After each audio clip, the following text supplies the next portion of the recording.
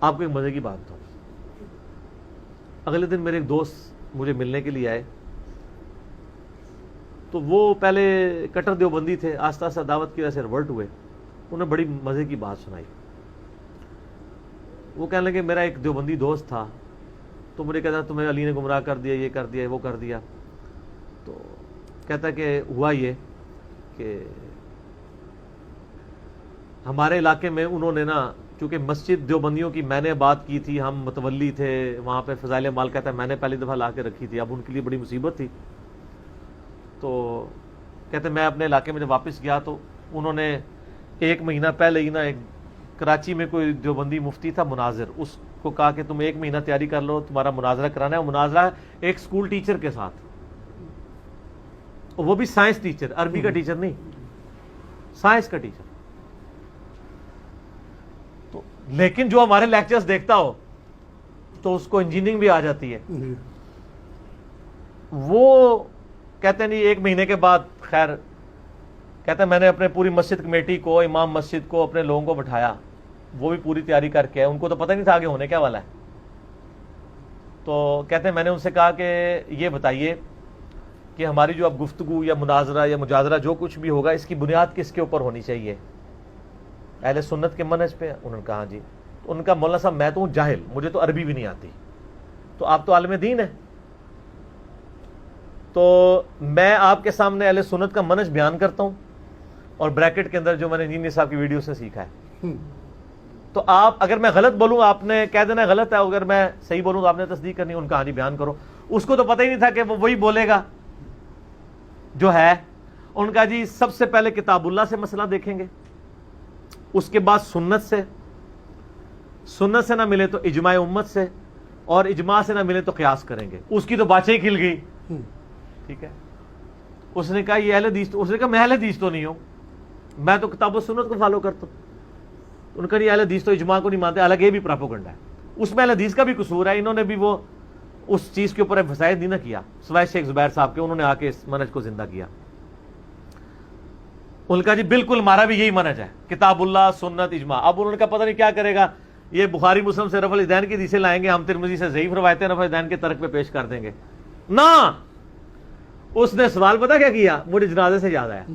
انہوں نے کہا کہ یہ بتائیں کہ نماز جنازہ میں آپ سورہ فاتحہ کیوں نہیں پڑھتے؟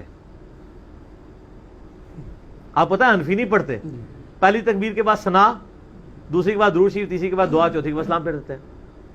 تو اس نے کہا کہ نماز جنازہ میں تو ثنا ہے, اس میں تو سورہ فاتحہ نہیں ہے. انہوں نے کہا جی بخاری مسلم میں حدیث ہے کہ جو فاتحہ نہیں پڑھتا اس کی نماز ہی نہیں ہے, تو نماز جنازہ ایک نماز ہے, یہ کیسے ہو سکتا ہے اس میں فاتحہ نہ ہو؟ کہتا نہیں ہے اس میں. ان کا بتائیں کہاں لکھا ہوا ہے کہ نہیں ہے؟ کہتا نہیں آپ بتائیں کہاں لکھا ہوا ہے کہ ہے. اس نے کہا جی ہے, صحیح بخاری کھولی. ٹھیک ہے, وہ کہتا ہے بخاری تو میں 25 سال سے پڑھا رہا ہوں. ان کا سر بخاری میں سے میں بھی آپ کو نکال دیتا ہوں کہ عبداللہ بن عباس رضی اللہ تعالیٰ عنہ نے جنازے کے دوران اونچی آواز سے سورہ فاتحہ پڑھی, اور فرمایا یہ میں نے اس لیے پڑھی ہے تاکہ تمہیں تعلیم دوں کہ نبی علیہ السلام کی یہ سنت ہے, آپ کا یہ طریقہ ہے سورہ فاتحہ پڑھنا. ان کا یہ تو آ گیا صحیح بخاری. پہلے وہ کہتا ہے وہ مانا ہی نہ کہ بخاری میں لکھا ہے.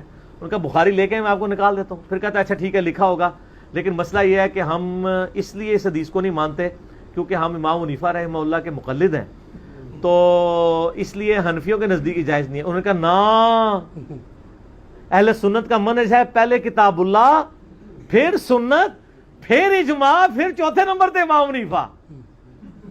ہائے ہائے ہائے ہائے ہائے, پھنس گیا. اس کا جواب تو اب کچھ بھی نہیں تھا. اس نے کہا میں نے تو آپ کو سنت پہ, ابھی تو اجماع پہ بھی نہیں ہم آئے, سنت میں نے آپ کو بتائی ہے, اور ابن عباس کہہ رہے ہیں سنت ہے. اب آپ بتائیں کہ کس ترک رفع الیدین پہ پھر بھی ضعیف حدیثیں ہیں, اس پہ تو ان کے پلے کچھ بھی نہیں ہے. آندہ سے رفع الیدین پہ مسئلہ نہ شروع کیا کریں, جنازے میں سورہ فاتحہ مسئلہ شروع کر دیا کریں. کیسے پوائنٹ دی گل ہے. ٹھیک ہے, اس نے کہا جی اب آپ مجھے بتائیں کہ کہاں یہ لکھا ہوا ہے, کتاب اللہ سے بتائیں, سنت سے بتائیں, اور باقی آگے تو جانے کی ضرورت ہی نہیں ہے نا کہ کہاں لکھا ہے کہ فاتحہ نہ پڑھو. تو اس کا جواب تو کوئی نہیں تھا. اس نے کہا جی بات یہ ہے کہ آپ چونکہ جاہل ہیں, کوئی عالم لے کے آئے, میں اس کے ساتھ بات کروں گا. یعنی ان کا لیول یہ ہے کہ جاہلوں کے ساتھ بھی بات نہیں کر سکتے. یہ کیوں کہہ رہا تھا عالم لے کے آئے؟ کیونکہ ان کو پتا ہے کہ عالم جو ہے وہ بڑے جاہل ہوتے ہیں، ان سے بات کرنا زیادہ آسان ہوتا ہے. عام آدمی جو ہے نا وہ چھوٹا جاہل ہوتا ہے. تو ایک بڑے جاہل نے کہا کہ میرے لیول کا کوئی جاہل لے کے آؤ تاکہ میں اسے کہانی کرا سکوں. تجھے تو میں کرا نہیں دیتا، تو چھوٹا جاہل ہے.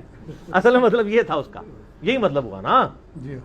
جو بندہ ایک عام بندے کی بات کا جواب نہیں دے پا رہا، جو کہہ رہا مجھے عربی نہیں آتی ہے، میں آپ سے پوچھ کے، کہتے ہیں بزرگوں سے پوچھ کے، اب تو بزرگوں سے پوچھ کے ان کے ساتھ پوچھ کرتے ہیں یہ سارے. اچھا